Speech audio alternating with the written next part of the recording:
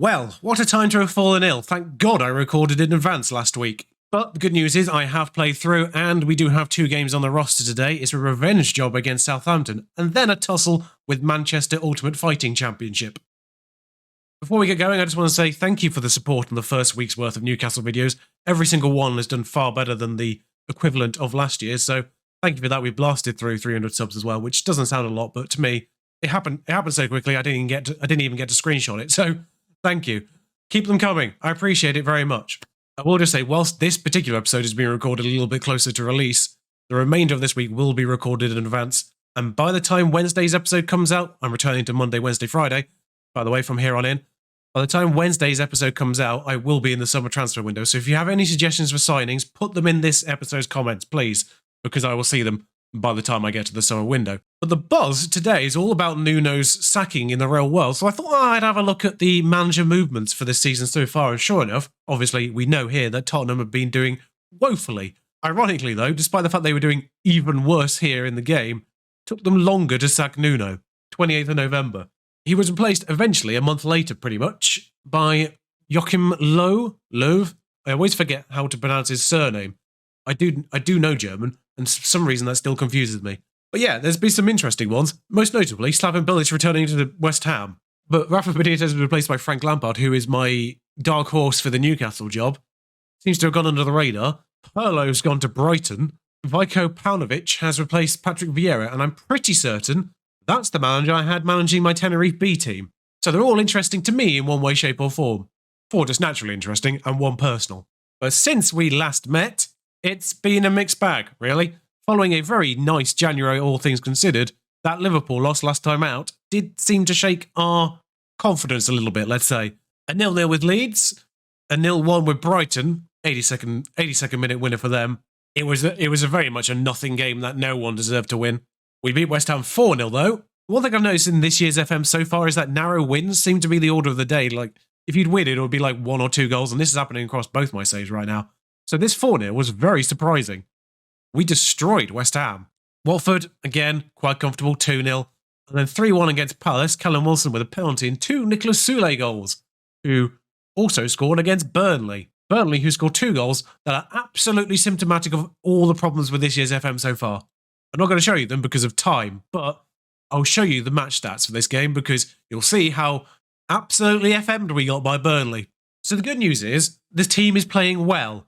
This result doesn't show how well we played, of course, because of the scoreline, but you can see there, 2.36 was the XG for this game. 2.36.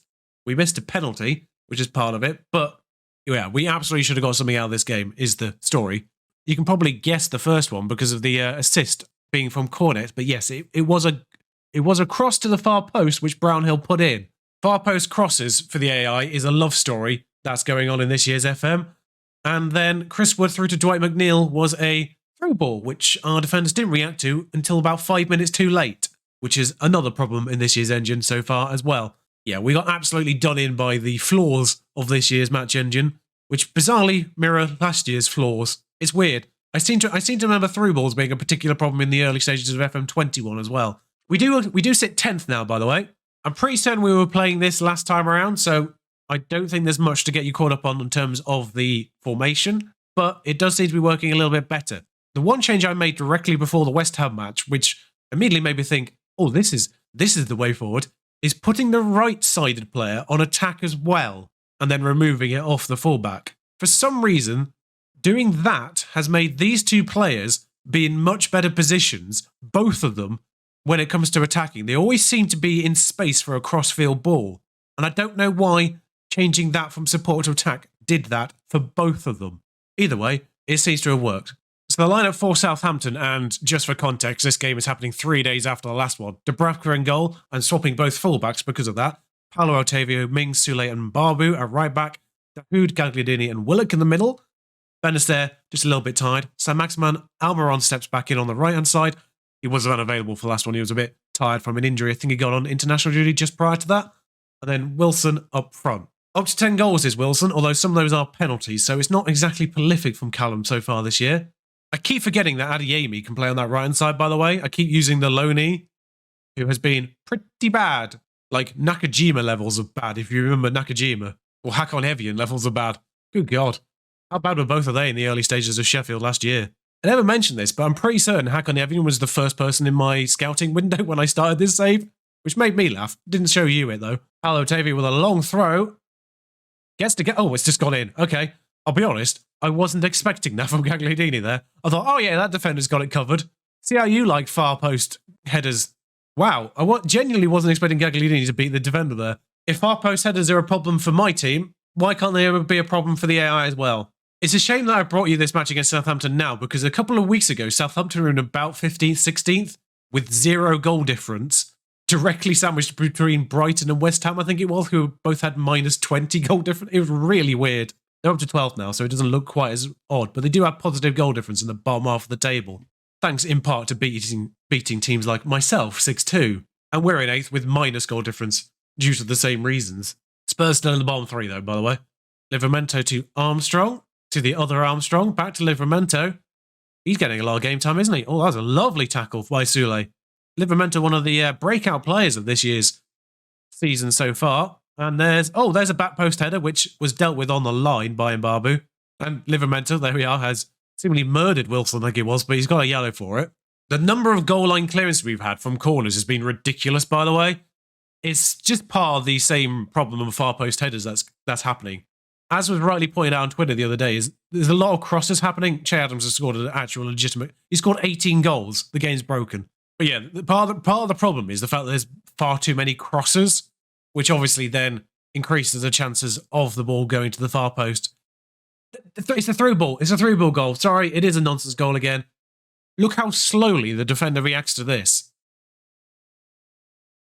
I was expecting a third replay with an offside line there because of how close that was, but never mind. And after bigging up the inside forwards positioning, not really seeing it in this game so far. They might just be a bit tired, bless them. Barco and Adeyemi can come on though. Barco on a free kick. Yet to score one directly. Now for the corner. Barco on the corner. Whips the ball in. It's gone to Sule at the back post. That's not what I've told them to do. Never mind. Perhaps I should though, because of the far post problem. Just going to bring on Benacer for a few minutes. Well, 12 to be precise. To replace the booked Dahoud, who is not on ball winner. That is another change I forgot to mention. The ball winner's changed to a deep line playmaker. Ward-Prowse with a corner. We know how good he is on set pieces. Oh, that's a near post header, actually, from Lianco. I'm not used to seeing that. Let's just see how badly Mings doesn't jump here. He's 6'5", let's not forget. Oh, he does jump. He's just nowhere near Lianco.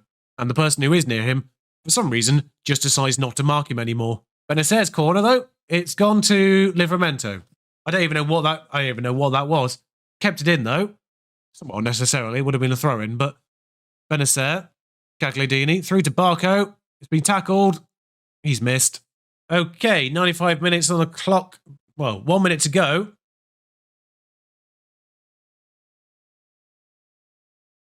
I don't know what just happened there. Bravka just punted out for zero reason. Valerie, why don't you come on over? I mean, this is scintillating football. I think it's an end-of-game highlight. That's for some reason is stretched to the entire last minute of the game. Bravka plays it short to Benacer. That's, again, not your instructions. Willock. Barco. What was the point of that last minute of gameplay? Well, we've lost, somewhat deservedly, according to the XGs and all that, but I don't like what I just saw from this team. Again, largely not your fault. I've just had some of the scout reports back off this piece of news, but they've improved the next-gen piece of news.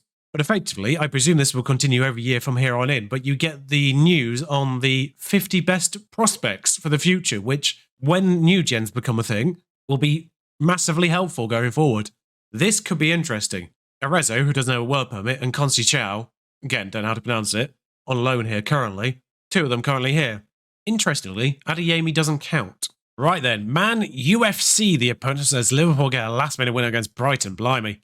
Norwich are doing far too well, by the way. They're up in 8th. Effectively, all the personnel changes I made in the last game are being undone here.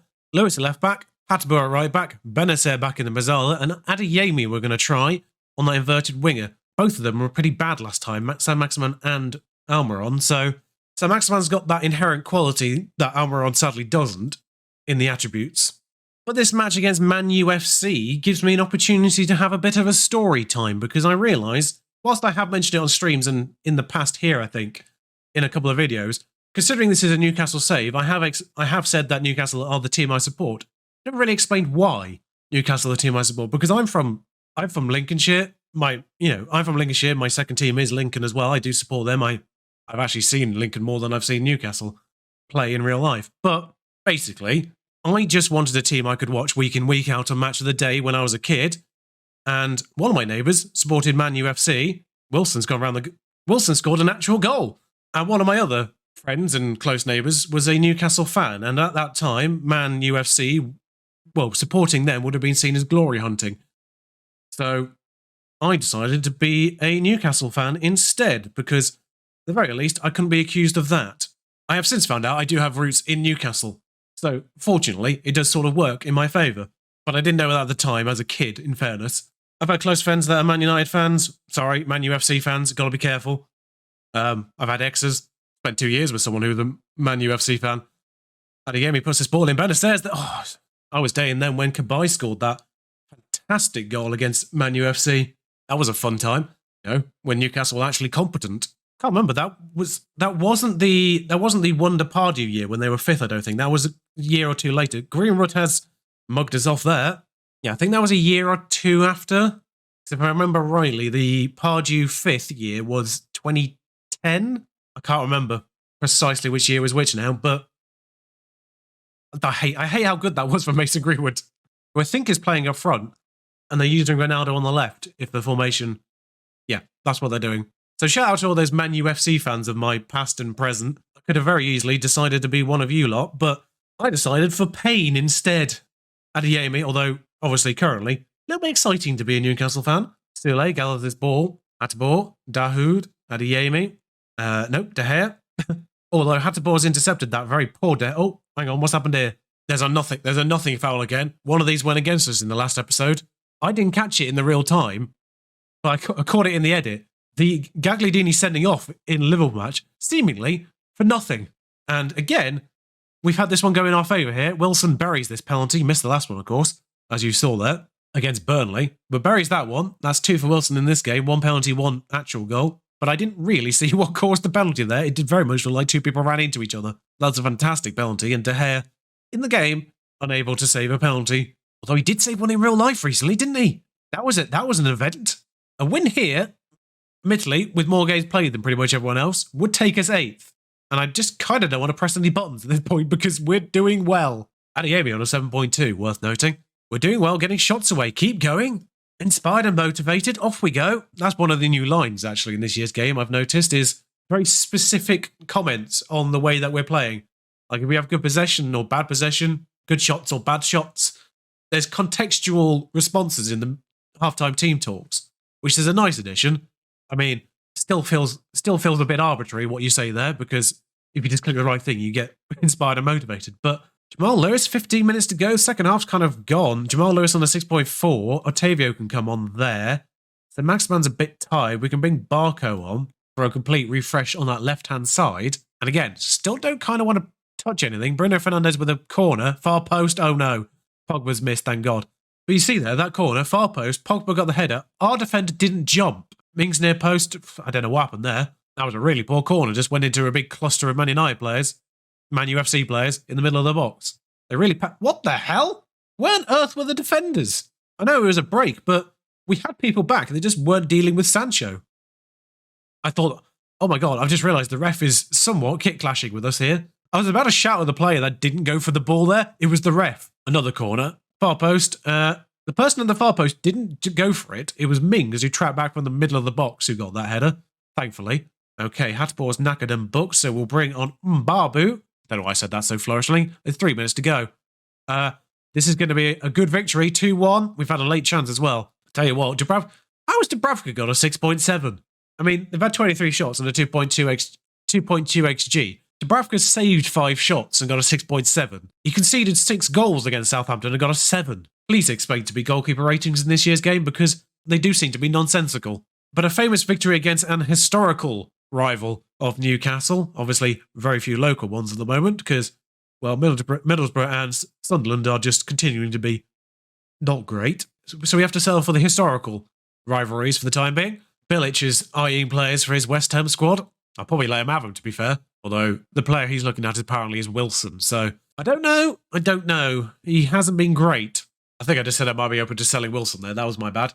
I've already kind of checked out of press conferences. They are still as dull as they've always been. Also, the journalists seem even more stupid than ever before. I don't know how. We've obviously played Spurs and Liverpool already in an episode earlier this season. That result does leave us 5 points away from 6th, with 1 game more played. Brentford won the Carabao Cup, by the way, so 7th is out for European football. I don't mind losing to them now, considering they won the whole damn thing. I will play those next 2 games. Bear in mind, one is Liverpool, who are top, and the other is Spurs, of course, who are down here. If we're in a position where the last 4 games could get us European football, I'll bring in these 2 crucial games against the teams in those European spots already. And then, of course, we'll do the last 2 games of the season in the episode that follows on Friday. But I'll see you very soon on Wednesday, back to the regular scheduling of Monday, Wednesday, Friday. As I said earlier, thank you for joining me. Please like, comment, subscribe, all that jazz. Help the algorithms out. And thank you once again for all your support on this series so far. It has been heartwarming to see, and I am somewhat running out of breath at this point. So thank you for joining me. Until next time, ta-ra.